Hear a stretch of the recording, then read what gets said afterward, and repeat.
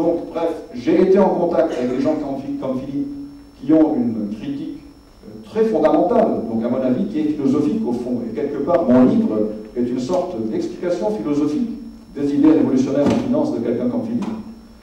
Puis j'ai été en contact avec des traders de produits dérivés en bourse, donc que j'ai fréquenté pendant 10 ans. 5 ans à Paris, entre 87 et 91, 4 ans à Paris, et puis 5 ans à Londres. Et c'est plutôt à Londres qu'en France que j'ai appris vraiment ce que c'était la contingence par opposition à la possibilité.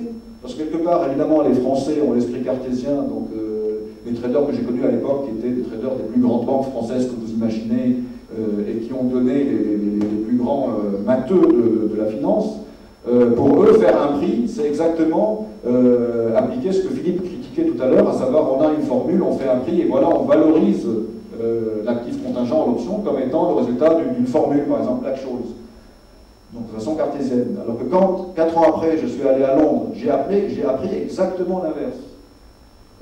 Pierre Duhem fait cette distinction entre la pensée française qui est cartésienne et la pensée anglaise qui est empiriste. Donc effectivement, j'ai vu ça en pratique. Et moi, je peux avouer que c'est à Londres que j'ai plus appris le retournement du fondement que doit être le marché, parce qu'à Londres, les traders sur le bit, ils price l'option, le produit dérivé, avant toute formule et avant toute théorie. Donc, il se peut très bien que lorsque l'événement frappe le bit et que tout d'un coup, il y a un chiffre qui est sorti ou il y a un événement qui vient de sortir, tout d'un coup, on voit une rupture totale. Le prix qu'ils vont annoncer, par exemple, ils faisaient un prix de 50 centimes sur une certaine option, tout d'un coup, après, ce n'est pas 54 centimes qu'ils vont faire, comme aurait fait quelqu'un qui a le système du banque derrière lui, qui fait son calcul, ils vont faire 250 centimes. Donc, c'est vraiment le marché en tant que réel et en tant que contingence qui prend le pas.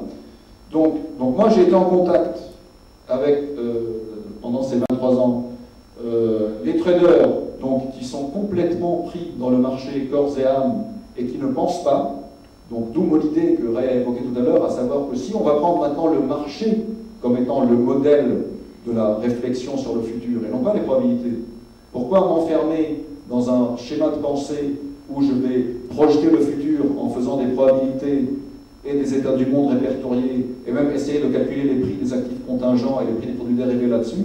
Pourquoi ne pas faire l'inverse? Puisqu'en réalité, on n'a pas de probabilité. Qui peut voir une probabilité? Vous ne la voyez pas. En réalité, dans le milieu où j'ai baigné pendant 23 ans, c'est très réel et c'est très matériel. Ray a utilisé plusieurs fois le mot d'inscription matérielle. C'est écrit dans le marché ce que sont les prix des choses que j'appelle les actifs contingents. Personne dans le marché ne vous dit la proba de l'état du monde qui ferait que Procter & Gamble ait cette valeur et ça, et allez-y, faites vos calculs. Le marché vous donne directement le prix de l'action, Procter & Gamble. Nous, théoriciens des produits dérivés, et même dans la société ITO 33 que j'ai montée avec Serge, ici présent, Philippe, on développe des algorithmes basés, bien sûr, sur la théorie de la probabilité la plus sophistiquée, donc sur les dernières sophistications de la formule de Black-Scholes, etc., dont le but est de trouver les prix des options. Donc on est obligé, dès lors qu'on fait des calculs, de déployer une théorie probabiliste, etc. Mais dès lors que nous, on ne fait pas des maths pour les maths, ça on laisse ça au professeur de finance que Philippe a critiqué tout à l'heure, nous on donne des algorithmes matériels, donc des processus matériels qui s'appellent des softwares, des algorithmes que les traders vont utiliser pour pricer les options. Et ce qui vous frappe, c'est que ces gens-là, comme je disais tout à l'heure, vont les utiliser à l'envers. Donc aucun trader, c'est ça en fait ce que les gens, tout le monde qui pense à la finance d'un point de vue théorique, ne sait pas ou ne peut pas expliquer. Et moi je peux, pour résumer, dire que mon livre, c'est simplement essayer d'expliquer cet acte fondateur que fait le trader d'options, que j'ai fréquenté sur le BIT, qui consiste à utiliser la formule probabiliste à l'envers. Ça veut dire qu'il ne va pas faire son calcul en représentant le monde par étapes de possibilités, comme disait Ray, en faisant la probabilité pour obtenir une valeur. Il va au contraire prendre le prix de marché, qui d'après la théorie était censé être le résultat du calcul. Non, lui, il va le prendre comme donnée et inverser la formule de la probabilité pour déduire la probabilité. Donc, ce phénomène-là, qui est ce qu'on appelle pour les spécialistes, calculer la distribution de probabilité implicite dans le marché, c'est-à-dire la distribution de probabilité que non, ce n'est pas un professeur de finance qui me dit c'est quoi pour calculer les prix des actifs, mais c'est le marché lui-même en me donnant les prix avant les probas qui me l'a fourni quand moi j'inverse ma formule pour inférer la proba. On appelle ça la probabilité, la distribution de probabilité implicite ou la volatilité implicite pour ceux d'entre vous qui connaissent Black-Scholes. Donc moi, toute ma démarche, c'est essayer de trouver le cadre intellectuel ou théorique ou même philosophique. Et au bout du compte, ma découverte, c'était même pas un cadre intellectuel, c'est vraiment un cadre métaphysique. Il faut aller jusqu'à la métaphysique même pour essayer de faire sens de ce que font ces gens-là en mettant les prix des actifs contingents qui sont bien réels dans le marché avant la probabilité. Et finalement, donc je me suis...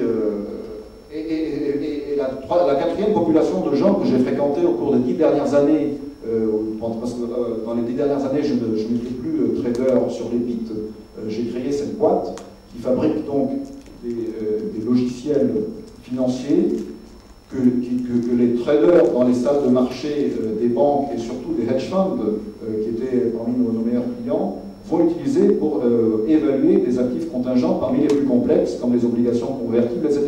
Dieu merci, on n'a jamais touché les CDO, tout ce qui est subprime, etc., parce que Philippe, finalement, la tête pensante du groupe, a toujours refusé de faire ça.